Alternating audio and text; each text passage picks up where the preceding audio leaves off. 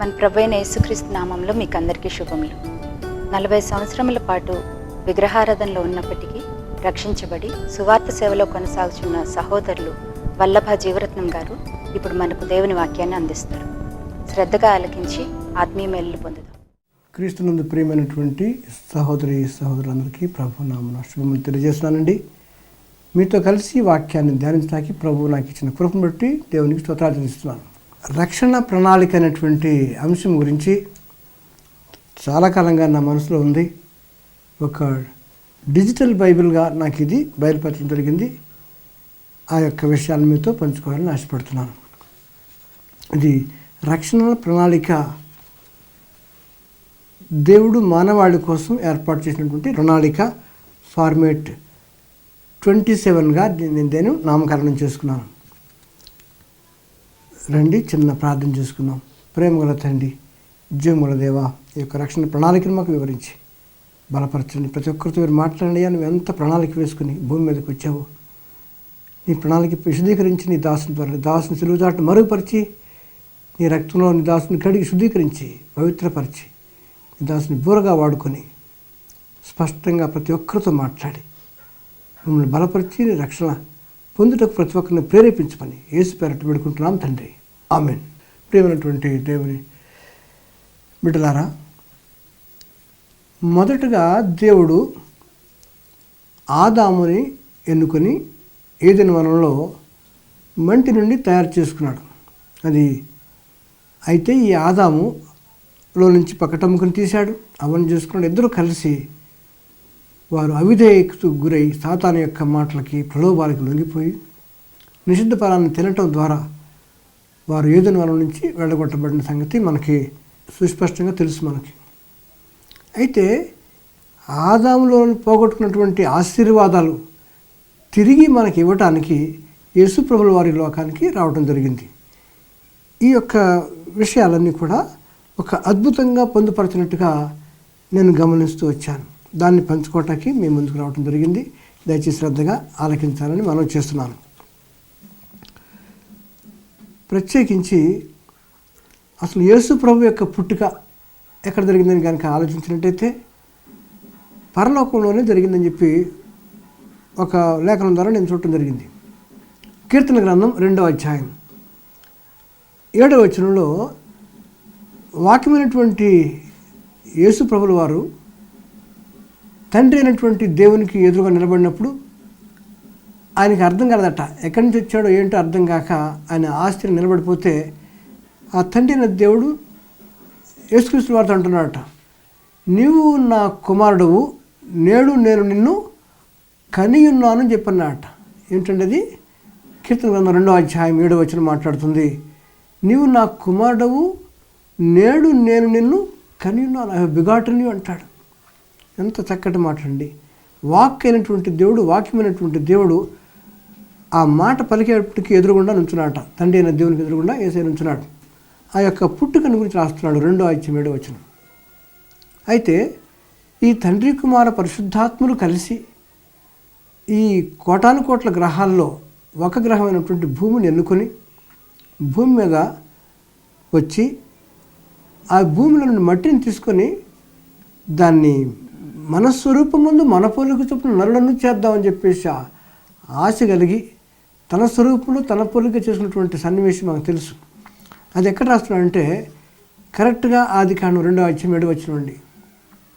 ఈ 2:7 అనేది మారకుండా ఉంటాయి, బుక్స్ మారిపోతాయి, కానీ పరిశుద్ధాత్మ యొక్క తలంపు మాత్రం ఖచ్చితంగా 2:7 ఫార్మేట్లో ఉంటుందని ప్రత్యేకించి గమనించాల్సిందిగా నేను మనవి చేస్తున్నాను. అద్భుతమైన ప్రణాళిక ఇది. యేసుక్రీస్తు పరలోకంలో పుట్టింది కీర్తన 2:7 చెప్పినటువంటి మాట దావీదు గారి ద్వారా ప్రవచించబడింది. యేసయ్య పుట్టక ముందు 1000 సంవత్సరాల ముందు రాశాడు ఈ మాట. అంటే ఎంత ముందు ప్లాన్ చూడండి దేవుడిది. అనంతమైన ప్రణాళిక ఇది. ఈ మానవ రక్షణ కోసం ముందే యేసయ్యని తయారు చేసుకున్నాడు. అక్కడ ముందే చెప్పేశాడు. ఇష్టపూర్వకంగా యేసుప్రభువు ఈ లోకానికి వచ్చాడు. ఆయన నలుగుట్టకు యెహోవాకు ఇష్టమని చెప్పి కూడా వాక్యం సెలవిస్తుంది. గమనించినట్టయితే ఈ తండ్రి కుమార పరిశుద్ధాత్ములు కలిసి 2వ అధ్యాయం 7వ వచనం మాట్లాడుతుంది. దేవుడైన యెహోవా నెలమంటుతున్న నిర్మించి మన నాసికారంధ్రములలో జీవవాయువుగా నరుడు జీవాత్మ అని చెప్పి రాస్తాడు. మానవుని పుట్టుక 2వ అధ్యాయం 7వ వచనం ఆదికాండం అండి. ఆ తర్వాత ఆదాము వల నుంచి మరి యోబు అన్నాడు 14:4 పాప సహితంలో నుండి పాపరహితులు పుట్టగలిగిన ఎంత మేలు అని చెప్పి ఆశపడినటువంటి యోబు యొక్క ఆలోచనకి, యోబు ప్రార్థనకి జవాబుగా దేవుడు కనికరించి తన సొంత కుమారుని కన్య మరియం గర్భం ద్వారా పరిశుద్ధాత్మ శక్తి వలన ఆయన ఈ లోకానికి పంపడం జరిగింది. అది ఎక్కడ రాస్తున్నాడంటే ఎగ్జాక్ట్గా లూకాసు వార్త 2వ అధ్యాయం 7వ వచనం మాట్లాడుతుంది. ఆమె తన తొలిచూలు కుమారుని కని పత్తిగుడ్డలతో చుట్టి సత్రంలో వారికి స్థలమైన ఆయనను పశువుల తొట్టులో పరుండబెట్టని చెప్పి అంటాడు. వాటి మారుండస్ బైబిల్ అండి. యేసుక్రీస్తు పుట్టుక కీర్తన గ్రంథం 2వ అధ్యాయం 7వ వచనం పరలోకంలో, మానవుడైనటువంటి ఆదాం పుట్టుక ఆదికాండం 2వ అధ్యాయం 7వ వచనంలో చూస్తూ వచ్చాం. ఈ పాప సైతంలో నుండి పాపరహితులు పుడితే బాగుండని చెప్పి ఆ యొక్క యోబు గ్రంథం, యోబు యొక్క ఆలోచన సరళకి దేవుడు ఇష్టపడుతూ ఆయన ప్రార్థన ఆలకించినటువంటి దేవుడు ఆ మహామహనుటువంటి యేసుక్రీస్తు ప్రభువు వారిని భూమి మీద పంపడానికి ఏర్పాటు చేసి పాపం లేనివాడిగా పాపరహితుడిగా పుట్టడానికి ఒక పరిశుద్ధాత్మ శక్తి ద్వారా, కాబట్టి యేసుక్రీస్తు వారు మరియమ్మ గర్భంలో నుంచి రావటం అనేది మనం చూస్తూ వచ్చాం. అది లూకాసు వార్త 2వ అధ్యాయం 7వ వచనం అండి. చక్కటి లేఖన భాగాన్ని మనం చూస్తూ జాగ్రత్తగా గమనించండి. అయితే యేసు ప్రభువు వారు ఎందుకు వచ్చాడు? ఫిలిప్పీ పత్రిక 2వ అధ్యాయం 7వ వచనం మాట్లాడుతుంది. ఆయన మనుషుల పోలికగా పుట్టి దాసుని స్వరూపము ధరించుకొని తన్ను తానే రిక్తునిగా చేసుకునేను అంటాడు. ఎంత మధురమైన లేఖన భాగాలండి. What a wonderful format it is. ప్రియమైన దేవుని బిడ్డలారా గమనించండి, ఎంత చక్కటి ప్రణాళిక డిజిటల్ బైబిల్లో మనకి సుస్పష్టంగా చూపిస్తూ వచ్చాడు. నేను ఎలా నేర్చుకుంటూ వచ్చాను, దాన్ని మీతో పంచుకోవాలని ఆశపడుతున్నాను. గమనించాలి. ఆయన అంటే 2:7 ఫిలిప్పీలు అంటాడు, ఆయన మనుషుల పోలికగా పుట్టి దాసుని స్వరూపము ధరించుకొని తను తానే రిక్తునిగా చేసుకుని అంటాడు. ఇప్పుడు మీరు గమనించినట్టయితే ఈ ఫార్మేట్ చక్కగా కనపడుతుంది. పరలోకంలో యేసు పుట్టుక కీర్తన 2:7, ఆ తండ్రి కుమార పరిశుద్ధాత్మలు ఈ భూమి మీదకి వచ్చి మానవుని తయారు చేసినటువంటి విధానం ఆదికాండం 2:7, యేసుక్రీస్తు వారు మరియమ్మ కడుపున పుట్టడం అనేది లూకాసు వార్త 2:7. ఇప్పుడు దాసుని స్వరూపం ధరించిన ఎక్కడ అంటే ఫిలిప్పీ 2:7. ఇది అద్భుతం కాదా అని మీతో నేను మనవి చేస్తున్నాను. దేవుని నామానికి మహిమ కలుగును గాక. ఈ రీతిగా గమనించినట్టయితే ఈ మానవ పతనం అయిన తర్వాత ఈ యేసుక్రీస్తు వారు పాత నిబంధనలోనే తండ్రి అయినటువంటి దేవుడు, కుమారుడు, పరిశుద్ధాత్మను ఒక ప్లాన్ చేసుకొచ్చారు. ఏంటంట, నిర్గమకాండం వచ్చేప్పటికి ఈ మానవ జాతిని అంతా కూడా విమోచించాలి, వీరిని లేవనెత్తాలి, పోగొట్టుకున్న స్థానానికి తిరిగి వారిని లేవనెత్తి వారిని కూర్చోబెట్టాలన్నటువంటి తపనతో ఒక మోడల్గా చేసుకొచ్చాడు. నిర్గమకాండంకి వెళ్తే మీకు 25వ అధ్యాయంకి వెళ్తే నిర్గమకాండంలో నేను వారి మధ్య నివసించినట్లు నాకు ఒక ప్రత్యక్ష గుడారమును వారిని నిర్మించవాలని రాసి అంటాడు. 25వ అధ్యాయం నిర్గమకాండం 25:8. అయితే అక్కడ బలిపీఠము గురించి రాస్తూ నిర్గమకాండం 27వ అధ్యాయం వచ్చేప్పటికీ దేవుడు చెప్పాడు మోషేకి, తుమ్మకర్రతో ఒక చచ్చౌకమైనటువంటి స్క్వేర్ టైప్ అనమాట బలిపీఠాన్ని కట్టాలి అని చెప్పేసి ఆయన ఆజ్ఞాపించినట్టుగా చూస్తున్నాం. కరెక్ట్గా గమనించాలా. ఆ బలిపీఠం కట్టమని చెప్పినటువంటి రిఫరెన్స్ 27వ అధ్యాయం నిర్గమకాండం 1వ వచనం ఉంటుందండి. దేవుని నామానికి మహిమ కలుగును గాక. ఈ బలిపీఠం ఉద్దేశం ఏంటంటే రాను యేసు ప్రభుల వారు ఈ యొక్క బలిపీఠం అంటే గొల్గొతా కొండలో శిలువలో బలియాగం అయిపోవటానికి నాందిగా ముందే పెట్టుకుంటూ వచ్చాడు. అయితే నిర్గమకాండం 27వ అధ్యాయం భూమిలోకి వెళ్ళిపోయినట్టు మనం ఊహించుకోవాలి. అయితే గొల్గొతా కొండలో మనకి యేసు ప్రభుల వారు శిలువలో దర్శనమిస్తారు. ఈ మోడల్ కనపడుతుంది. నిర్గమకాండం అయిపోగానే నెక్స్ట్ బుక్ ఏమొస్తుందండి, లేవీకాండం వస్తుంది. లేవీకాండం అంతా కూడా రకరకాల బలుల గురించి మాట్లాడుతుంది. అయితే 27 అధ్యాయాలు పెట్టుకున్నాడు లేవీకాండంలో. దానిలో అన్ని బలి అర్పణలు కనపడతాయి. ఏంటంటే అయితే ఈ ప్రధాన యాజకుడు ప్రతి సంవత్సరం ఒక్కసారి ఎక్కడికి వెళ్తాడు, అతి పరిశుద్ధ స్థలంలో ప్రవేశిస్తుంటాడు. తనది కానినటువంటి జంతువులు అర్పిస్తూ వచ్చాడు. మొదటిది ఆవరణము, తర్వాత పరిశుద్ధ స్థలము, మూడవది అతి పరిశుద్ధ స్థలంలో వెళ్ళటానికి ప్రధాన యాజకుడికి సంవత్సరానికి ఒకసారి పర్మిషన్ ఉంది. ఈ యొక్క మానవుడి పాపాల కోసం ఆ రీతిగా ఒక్కసారి ఎంటర్ అవుతూ ఉండేవాడు, అంతకంటే పర్మిషన్ లేదు. కానీ దీనికి మోడల్గా ఏంటంటే ఒక రోజున వస్తుంది ఈ యొక్క యూదులకి అన్యులకి మధ్య ఉన్నటువంటి తెర, అంటే యేసు ప్రభు శరీరం ద్వారా తెర చిరిగిపోయిన తర్వాత అన్యుల్ని యూదుల్ని ఐక్యపరిచి తండ్రి అయినటువంటి దేవుని యొద్దకు వెళ్ళటానికి ఒక మార్గం సుగమం చేయబడుతుంది. క్రీస్తు రక్తము ద్వారా క్రీస్తు బలి అర్పణ ద్వారా, క్రీస్తుని యజ్ఞంగా అప్పగించడం ద్వారా మనకి మార్గం ఏర్పడుతుందని ముందుగానే లేవీ కాండంలో 27 అధ్యాయాల పాటు దేవుడు ఏర్పాటు చేసుకుని రాయించినట్టుగా కనపడతా ఉంది ప్రియమైన దేవుని బిడ్డలారా. ఆ రీతిగా చూసినట్టయితే ఇంకా ఏటేటా అర్పిస్తూ వచ్చాడు ప్రధాన యాజకుడు. కానీ పాపాలు మళ్ళీ గుర్తుకొస్తున్నాయి కాబట్టి పర్మనెంట్ సొల్యూషను దొరకలేదు. నెక్స్ట్ మనకు చూసినట్టయితే కొత్త నిబంధనకు వద్దాం. కొత్త నిబంధనలో ముఖ్యమైనటువంటి అధ్యాయం ఏంటంటే మత్తయి సువార్త అండి. 27వ అధ్యాయం మనం తీసుకోవాలి. ఎందుకంటే 27వ అధ్యాయం అంతా కూడా యేసు ప్రభుల వారిని ఈ యొక్క యూదా ఇస్కరియోతు అప్పగించడం, 6 రకాల అన్యాయపు తీర్పులు పొందటం, ఆయన్ని ఉమ్మి వేయటం, కొట్టడం, గుద్దటం, ఈడ్చుకుపోవటం, ఆయన్ని అపహసించటం, గుద్దటం, నువ్వు ప్రవక్తవట కదా, నువ్వు ఎవరు గుద్దారో కనుక్కో, ఎవరు కొట్టారో కనుక్కో అని చెప్పి అంటాం, కొడాలతో కొట్టడం, ఆ చర్మం అంతా కూడా చీకిపోయేటట్టుగా ఆ యొక్క దున్నబడినటువంటి యేసు శరీరాన్ని చూస్తే ఆ రక్తసిక్తమైనటువంటి శరీరాన్ని మీరు చూడొచ్చు. ఎక్కడ 27వ అధ్యాయం అండి మత్తయి సువార్త బహు భయంకరంగా ఉంటుంది. 4 సువార్తికుల్లో యేసు శిలువ శ్రమల గురించి రాశారు, కానీ సుస్పష్టంగా ఒక సువార్తికుడు మాత్రం అందంగా చెక్కాడు. మత్తయి సువార్త 27వ అధ్యాయం మనం గమనించినట్టయితే 66 వచనాలు ఉంటాయి. ఈ 66 వచనాల యొక్క సారాంశం ఏంటంటే యూదా ఇస్కరియోతు డబ్బు కాసిపడి 30 వెండి నాణాలకు ఆశపడి ఆ ప్రధాన యాజకులకు యేసు ప్రభువుని అమ్మేసినట్టుగా అప్పగించినట్టు కనపడుతుంది. ఆయన యొక్క శ్రమలన్నీ కూడా రాశాడండి. సిలువ శ్రమలు, ఆయన యొక్క 39 దెబ్బలు భయంకరంగా ఈపు చీరేటట్టు కొట్టేశారు, భయంకరంగా కొట్టారండి. అక్కడ ధర్మశాస్త్ర ప్రకారం 1 తక్కువ 40 దెబ్బలు కొట్టేటువంటి ఆచారం ఉంది. అయితే ఘోరాతువైనటువంటి పనిష్మెంట్ అంటే సిలువే అని చెప్పి మనం జ్ఞాపకం చేసుకుంటున్నాం. ఆ రీతిగా ఆయన్ని కొట్టి బాధపెట్టి అపహసించారు. తర్వాత ఏమన్నారు వాళ్ళు, నువ్వు దేవుడు అయితే నువ్వు కిందికి దిగి నిన్ను రక్షించుకో, మమ్మల్ని కూడా రక్షించుకో అని చెప్పి అడిగినటువంటి విధానం వాళ్ళ యొక్క దొంగలు కూడా మాట్లాడుతూ వచ్చినట్టు చూస్తాం. ఈ 27వ అధ్యాయంలో గొప్పతనం ఏంటంటే నేను చెప్తాను. 27వ అధ్యాయంలో ఉన్నటువంటి వచనాల సంఖ్య 66 అండి. 67 ఉండదు, 68 ఉండదు. కారణం ఏంటంటే టోటల్ బైబిల్ ఉన్నటువంటి పుస్తకాల సంఖ్య 66 కాబట్టి ఖచ్చితంగా 66 వచనాలు ఉంటాయి ప్రేమల దేవుని బిడ్డలారా. కాబట్టి పాత కొత్త నిబంధనలో పాత నిబంధన 39 పుస్తకాలు ఉంటాయండి. కొత్త నిబంధనలో 27 బుక్సే ఉంటాయి. కారణం ఏంటంటే నాకు ఇచ్చిన తలం ప్రకారంగా ఆది కాండంలో మొదటి ప్రశ్న ఎక్కడ బయలుదేరుతుందంటే ఆది కాండం 3వ అధ్యాయం 9వ వచనంలో అంటున్నాడు.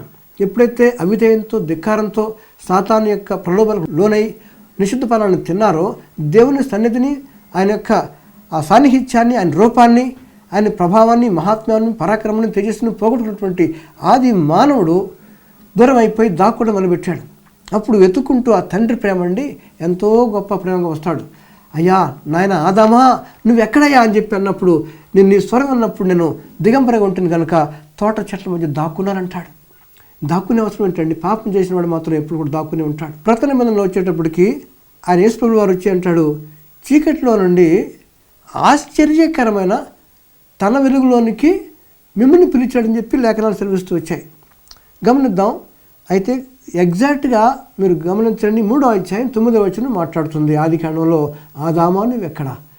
కనుకనేమో ఆ మొదటి ప్రశ్నకి సమాధానంగానే ఆ పడిపోయినటువంటి ఆదాము కుటుంబాన్ని, ఆదాము యొక్క స్థానంలో నిన్ను నన్ను రక్షించడానికి వెతుక్కుంటూ బయలుదేరి ఆ పరమ తండ్రి అయినటువంటి దేవుడు ఆయన యొక్క వాత్సల్యాన్ని బట్టి, ఆయన ప్రేమను బట్టి పడిపోయినటువంటి మానవుని యొక్క సంతానాన్ని వెతుక్కుంటూ వచ్చినటువంటి పుస్తకాల సంఖ్య ఆది కాండం 39 నేను గ్రహించాను. మొట్టమొదటి ప్రశ్న ఆదామా నువ్వు ఎక్కడ. ఇంకా మీరు నేర్చుకోవాలనుకుంటే సెకండ్ జనరేషన్ క్వశ్చన్. తర్వాత కేని హేబెల్ని పుట్టారు, హేబెల్ని కేని చంపేశాడు. అప్పుడు ప్రభు వచ్చి అంటున్నాడు, అయ్యా నీ తమ్ముడైనా హేబెల్ ఎక్కడ అంటాడు. That is second generation question. That is 49 49 ఉంటుందండి. అది ఇప్పుడు ప్రస్తుతం అప్రస్తుతం, కానీ మిగతా విషయాలు మనం ముందుకెళ్దాం. ఈ రీతిగా ఆ ప్రణాళికలో మనం ముందుకెళ్తున్నప్పుడు బైబిల్ యొక్క కేంద్రం ఏంటంటే మత్తయి సువార్త 27వ అధ్యాయం 66 వచనాలని ప్రభు పేరట మీకు మనవి చేస్తున్నాను. ఎందుకంటే రక్తం చిందించకుండా పాపక్షమాపణ కలుగదు అని చెప్పన్నాడు. కాబట్టి ఈ రక్తమే అవసరం. ఎందుకంటే పాపి రక్తంలో పతనమైనటువంటి పాపి రక్తం పనికిరాదు. కాబట్టి రక్షణ కొరకు ఒక యేసుక్రీస్తు వారు ఈ లోకానికి పాపము లేనివాడుగా, ముడత మచ్చ డాగులైనటువంటి గొర్రె పిల్లగా అవతరించి మనందరి యొక్క పాపశాపాలను తన మీద వేసుకొని శిలువలో రక్తం చిందించడం ద్వారా మనను విమోచించినట్టుగా మనం లేఖనాలు చూస్తున్నాం. ఈ రీతిగా యేసు ప్రభువుల వారి గురించినటువంటి శ్రమల పుస్తకం అంతా 27వ అధ్యాయం 66వ వచనం అండి. ఎందుకంటే 66లో నుంచి 27 కనుక మీరు తీసేస్తే బ్యాలెన్స్ మధ్యలో ఎంత ఉంటాయి? 39 పుస్తకాలు ఉంటాయి. కాబట్టి 39 బుక్స్ ఏంటంటే అది హిడెన్ క్రైస్ట్ అనమాట. పాత నిబంధనలు ఛాయిగా ఉంది కానీ కొత్త నిబంధన వెలుగుగా ఉంటుంది కనుక హిడెన్ క్రైస్ట్ ఇక్కడ 39 బుక్స్లో ప్రతి అధ్యాయంలో యేసుప్రభువు ఉంటారు. అది ఇప్పుడు రివీల్డ్ క్రైస్ట్ ఎక్కడంటే మత్తయి సువార్త 27వ అధ్యాయం 66 వచనాలని మనం జ్ఞాపకం పెట్టుకోవచ్చు. ఈ రీతిగా మత్తయి సువార్త 27వ అధ్యాయం లేకపోతే పాప క్షమాపణ కలగదు. మొత్తం బైబిల్లో 66 పుస్తకాల కేంద్ర బిందువు మత్తయి సువార్త 27వ అధ్యాయం 66 వచనాలని జ్ఞాపకం చేస్తున్నాను. 27 అనే సంఖ్య కొత్త నిబంధనను సూచిస్తుందండి. 66 అనే సంఖ్య బైబిల్లోని మొత్తం పుస్తకాల సంఖ్యను సూచిస్తూ వచ్చింది. 66 పుస్తకాల సారాంశము క్రీస్తు రక్తం అండి. ఇక్కడ మాట్లాడుతుంది, మనకు వేదాల్లో కూడా కనపడుతుంది. పాప పరిహారో రక్త ప్రోక్షణం అవశ్యం తద్రక్తం పరమాత్మేన పుణ్యదాన బలియాగం అని చెప్పి అన్నారు. ఈ రీతిగా యేసు రక్తమే మాత్రం మనల్ని పరిశుద్ధపరచగలుగుతుంది. ఆ పవిత్ర రక్తం కాబట్టే పాపని విమోచించగలుగుతుంది. అదే రీతిగా ఎప్పుడైతే ఒక పాపి అయినటువంటి మానవుడు తన పాపాలన్నీ ఒప్పుకొని క్రీస్తు చేసిన బలియాగాన్ని నమ్మి క్రీస్తు మన కొరకు చనిపోయాడని చెప్పేసి విశ్వసించి ఆ పాపాలను ఒప్పుకుని యేసు రక్తంలో నా పాపాలను కడగమంటే ఆయన కడిగేసే దేవుడు కాబట్టి మనకి పాప విమోచన వచ్చేస్తుందని చెప్పి ప్రభు పేరట మీకు మనం చేస్తున్నాను. అందుకే అంటాడు 1 యోహాను 1వ అధ్యాయం 7వ వచనం కూడా చూసినట్టయితే యేసు రక్తము ప్రతి పాపం నుండి మనను పవిత్రపరుస్తుందని చెప్పి లేఖనం సెలవిస్తుంది. అయితే 27వ అధ్యాయం మత్తయి సువార్త 66 కూడా ఏమిటంటే యేసు తానే బలి పశువై శిలువలో ఘోరాతి ఘోరంగా చనిపోయేటువంటి మరణించడం విశేషం అండి. కాబట్టి మీరు గమనించండి, లేవీ కాండంలో ఉన్నటువంటి 27 అధ్యాయాల సారాంశము కొత్త నిబంధనలో మత్తయి సువార్తలోకి వచ్చేస్తుంది. దేవుని నామానికి మహిమ కలుగును గాక. అలాగే బలిపీఠం కట్టడం నిర్గమకాండం 27లో కట్టాడు కానీ అది భూమికి వెళ్ళిపోయింది. కానీ గొల్గొతా కొండలో శిలువలో ఏలాడుతున్నటువంటి బలి పశువు యేసుక్రీస్తు వారు మీకు కనపడుతున్నారు. ఇది ఒక అద్భుతమైనటువంటి ప్రణాళిక అండి. గమనించినట్టయితే ఆఖరిగా ఈ ఒక మంచి మాట జ్ఞాపం చేస్తాను. ఎఫెసీ పత్రికలో అసలు ప్రణాళిక ఏంటంటే ఎఫెసీ పత్రిక 2వ అధ్యాయం 7వ వచనం మాట్లాడుతుంది, క్రీస్తు యేసునందున్న మనలను ఆయనతో కూడా లేపి పరలోకమందు ఆయనతో కూడా కూర్చుండబెట్టును అంటాడు. ఎంత మంచి దేవుడు అండి. పతితమైనటువంటి పాడైపోయినటువంటి భ్రష్టుడైనటువంటి ఈ మానవుడిని ఎప్పుడైతే సిలువు కార్యాన్ని ఆ యొక్క యజ్ఞ పశువైనటువంటి ఆ బలియాగాన్ని యేసు ప్రభు చేసిన బలియాగాన్ని నమ్మి విశ్వసిస్తాడో యేసు నా పాపం రక్తంలో కడగమంటే ఆయన కడిగి శుద్ధీకరించి కేవలం మాటతోనేనండి యేసు ప్రభువుని నీ నోటితో ఒప్పుకొని దేవుడు ఆయనను మృతుల్లో నుండి లేపినని నీ హృదయం ముందు విశ్వసించినట్టయితే నువ్వు రక్షించబడతావు అనే మాట మనకు నమ్మినట్టయితే తప్పకుండా ప్రతి ఒక్క వ్యక్తి కూడా రక్షించబడి పరలోక రాజ్యానికి వారసులుగా మార్చబడతాడని మన లేఖనాలు సెలవు చేస్తూ వచ్చాయి. అయితే ఇంకొక విషయం చెప్పాలండి. 1 కొరింథీ 2వ అధ్యాయం 7వ వచనమే అక్కడ ఏం రాస్తున్నాడంటే పౌలు గారు ఇది ఒక మర్మం అంటాడు. ఏంటంట? సిలువ కార్యం ఒక మర్మం అటండి. ఇది లోకాధికారుల జ్ఞానము కాదు కానీ నిరర్ధకమైనటువంటి లోకజ్ఞానం అని చెప్పి అంటాడు. ఈ జ్ఞానం గనక వాడు మరుగైందంట. ముందే మరుగైనటువంటి జ్ఞానం వాళ్ళకి తెలియదు కాబట్టి యేసుక్రీస్తు వారిని సిలువ వేశారు. ఈ జ్ఞానం వారికి బయలుపరిచి ఉన్నట్టయితే యేసుక్రీస్తు వారిని సిలువ వేసి ఉండేవాళ్ళు కాదు అని చెప్పి అంటాడు పరిశుద్ధ పౌలు గారు. ఇంకా జాగ్రత్తగా చూసినట్టయితే జగదుత్పత్తికి ముందే అంటే పరలోకంలోనే దేవుడు తనని ఏర్పాటు చేసుకునే కదా. కీర్తన గ్రంథం 2వ అధ్యాయం 7లోనే పరలోకంలో యేసయ్య పుట్టడం జరిగింది. కీర్తన గ్రంథం దాన్ని ఉటంకిస్తూ 1000 ఏళ్లకు ముందే దావీదు నాట పలికించాడు, నీవు నా కుమారుడు నేడు నిన్ను కనియున్నానని మాట అంటాడు. అయితే ఇది మన మహిమనేత్తు ఏర్పాటు అని చెప్పి రాస్తాడు 1 కొరింథీ 2:7. దేవుని నామానికి స్తోత్రం కలుగును గాక. ఈ సువార్త ప్రణాళిక లేక రక్షణ ప్రణాళిక ఎవరికి అప్పగించబడిందంటే గమనించండి, సున్నతి పొందిన వారికి బోధించడానికి పేతురు గారికి అప్పగించబడిందండి. ఏ రక్షణ ప్రణాళిక? ఈ సిలువ కార్యం. సిలువలో యేసయ్య బలియాగమైనటువంటి సంగతి ఈ సువార్త ప్రకటించడానికి ఎవరిని పెట్టుకున్నాడు దేవుడు? చూడండి, సున్నతి పొందిన వారికి బోధించడానికి పేతురు గారికి కట్ట. పేతురు చేపలు పట్టుకునేవాడు, అంత జ్ఞానం లేదండి. కానీ ఎంత విచిత్రం దేవుని ప్రణాళిక అంటే ఆయన తక్కువ వారిని లేపి తీసుకెళ్తాడు ఎవరికి? గొప్ప జ్ఞానం గల వాళ్ళకి మాట్లాడమన్నాడు. అంతే, జ్ఞానం గల వాడిని తీసుకెళ్ళి అన్నిటితో మాట్లాడమంటాడు. ఇది దేవుని యొక్క ప్రణాళిక. అందుకనే కృంగిన వారిని లేవనెత్తే దేవుడు ఈ రీతిగా చెప్తూ వచ్చాడు. సున్నతి పొందని వారికి బోధించడానికి పౌలు గారిని ఏర్పాటు చేస్తాడు. ఇది చాలా ముఖ్యమైన విషయం అండి. బాగా చదువుకున్నవాడినంట వెళ్ళి ఎక్కడ చేయమన్నాడు? అన్యుడి మధ్య, జెంటైల్స్ మధ్య వాక్యం చెప్పమంటాడు. చదువులైనటువంటి పామరైనటువంటి చేపలు పట్టుకున్నటువంటి పేతురు గారిని పోయి ఏమంటున్నాడు?